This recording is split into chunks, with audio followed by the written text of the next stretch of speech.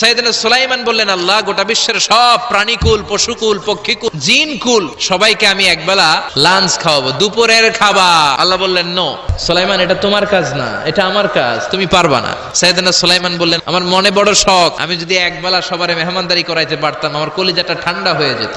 আল্লাহ বললেন, ওকে, ট্রাই করে দেখো পারো কিনা।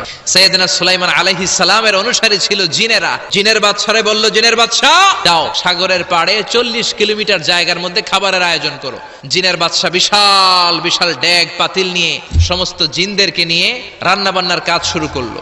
40 কিলোমিটার ব্যাপী জায়গা নিয়ে খাবার তৈরি করা হচ্ছে।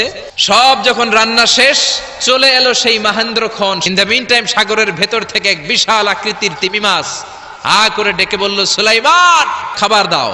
উনি ঘোষণা দিলেন, যাও এটারে খাবার দাও। তিমি মাছ বিশাল বড় করে বসে আছে সাগরে। জিনের বাদশা খাবার দিতে লাগলো। 1 কিলোমিটার শেষ, 5 কিলোমিটার শেষ, 10 কিলোমিটার শেষ, 40 কিলোমিটার শেষ, এখনো তিমি মাছের মুখ করা আছে না নাই? সাইয়েদনা সুলাইমান সিজদায় পড়ে গেলেন, আল্লাহর ডেকে বললেন, মাবুদ রে, আমি বুঝতে পারি না, আসলে রিজিক দেওয়ার মালিক আমরা না, গোটা বিশ্বের সবাইকে খাওয়ানোর ক্ষমতা আমার নাই, রিজিকের মালিক একজন, তিনি কে?